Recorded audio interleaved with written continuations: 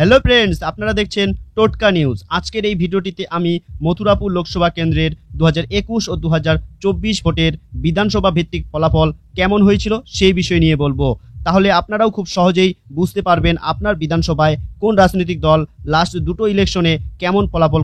প্রথমে দেখব পাথর প্রতিমা বিধানসভা। 2021 বিধানসভা ভোটের ভিত্তিতে এখানে তৃণমূল কংগ্রেসের সমীর কুমার জানা 1,20,181টি ভোট পেয়েছিলেন। বিজেপি অসিত কুমার হালদার 98,047টি ভোট পেয়েছিলেন এবং কংগ্রেসের সুখদেব জানা 10,182টি ভোট পেয়েছিলেন। 2024 লোকসভা ভোটের ভিত্তিতে এখানে তৃণমূল কংগ্রেসের বাপি হালদার 1,14,889টি ভোট পান। বিজেপি অশোক পুরকাইত 89,717টি ভোট পেয়েছিলেন এবং আইএসএফের অজয় কুমার দাস 5,575টি ভোট পেয়েছিলেন। এখানে তৃণমূল বিজেপি থেকে 25,172টি ভোটে এগিয়ে আছে।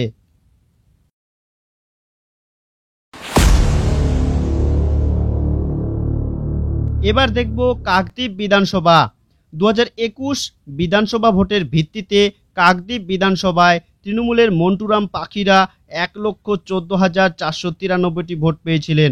বিজেপি দীপঙ্কর জানা 89,191টি এবং কংগ্রেসের ইন্দ্রনীল রোদ 12,234টি ভোট পেয়েছিলেন। 2024 লোকসভা ভোটের ভিত্তিতে তৃণমূলে বাপি হালদার 1,11,884টি ভোট পেয়েছিলেন। বিজেপি অশোক পুরকাইত 86,478টি ভোট এবং আইএসএফের অজয় কুমার দাস 9,596টি ভোট পেয়েছিলেন। এখানে তৃণমূল বিজেপি থেকে 25,406টি ভোটে এগিয়ে আছে।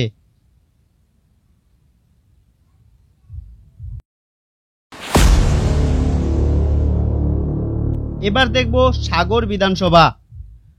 2021 বিধানসভা ভোটের ভিত্তিতে সাগর বিধানসভায় তৃণমূলের বঙ্কিমচন্দ্র হাজরা 1,29,000 ভোট পেয়েছিলেন।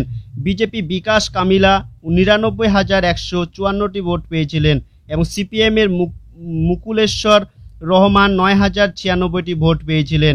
2024 লোকসভা ভোটের ভিত্তিতে তৃণমূলে বাপি হালদার 1,20,963টি ভোট পেয়েছিলেন। বিজেপি অশোক পুরকাইত 1,02,248টি ভোট পেয়েছিলেন এবং আইএসএফের অজয় কুমার দাস 1,180টি ভোট পেয়েছিলেন। এই বিধানসভায় তৃণমূল বিজেপি থেকে 18,715টি ভোটে এগিয়ে আছে।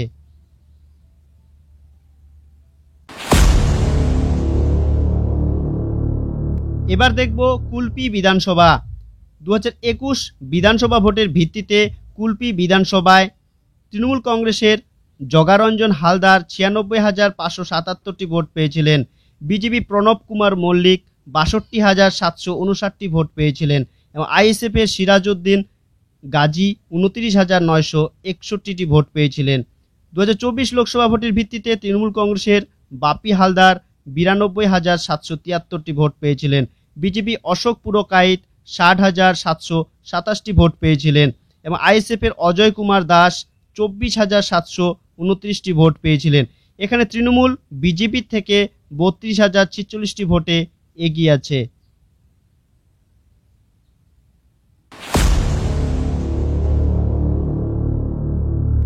এবার দেখব রায়দিঘি বিধানসভা। 2021 বিধানসভা ভোটের ভিত্তিতে রায়দিঘি বিধানসভায় তৃণমূল কংগ্রেসের অলোক জলদাতা 1,15,707টি ভোট পেয়েছিলেন। বিজেপি শান্তনু বাগুলি 80,139টি ভোট পেয়েছিলেন এবং সিপিএমের কান্তি গাঙ্গুলি 36,931টি ভোট পেয়েছিলেন। 2024 লোকসভা ভোটের ভিত্তিতে এই কেন্দ্রে তৃণমূলে বাপি হালদার 1,13,701টি ভোট পেয়েছিলেন। বিজেপি অশোক পুরকাইত 92,764টি ভোট পেয়েছিলেন এবং আইএসএফের অজয় কুমার দাস 13,444টি ভোট পেয়েছিলেন। এই বিধানসভায় তৃণমূল বিজেপি থেকে 20,937টি ভোটে এগিয়ে আছে।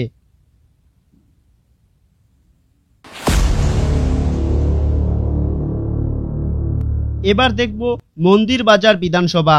2021 বিধানসভা ভোটের ভিত্তিতে মন্দির বাজারে তৃণমূল কংগ্রেসের জয়দেব হালদার 95,834টি ভোট পেয়েছিলেন।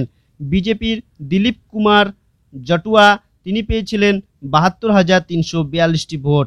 আইএসএফের সঞ্জয় কুমার সরকার পেয়েছিলেন 25,397টি ভোট। 2024 লোকসভা ভোটের ভিত্তিতে এই কেন্দ্রের তৃণমূলের বাপি হালদার 93,939টি ভোট পেয়েছিলেন। বিজেপি পেয়েছিল 73,528টি ভোট এবং আইএসএফ এর অজয় কুমার দাস 15,549টি ভোট পেয়েছিলেন। এই বিধানসভায় তৃণমূল বিজেপির থেকে 20,411টি ভোটে এগিয়ে আছে।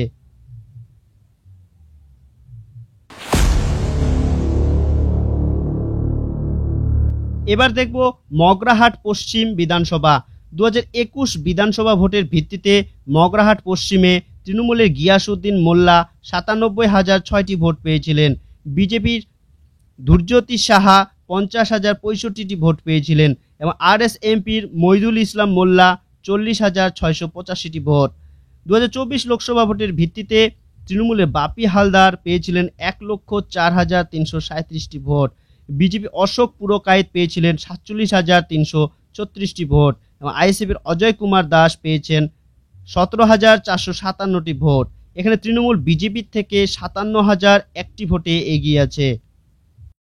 হ্যালো ফ্রেন্ডস, আপনাদের কাছে একটা ছোট্ট রিকোয়েস্ট, আপনারা প্লিজ আমার এই চ্যানেলটিকে সাবস্ক্রাইব করে রাখুন যাতে আপনি আমার পরবর্তী ভিডিওটি পেতে কোনো রকম অসুবিধা না হয়। আর হ্যাঁ, আপনারা অবশ্যই জানান আপনি কোন বিধানসভার অন্তর্গত এবং কোন দলকে সাপোর্ট করেন, জানান আমার কমেন্ট বক্স।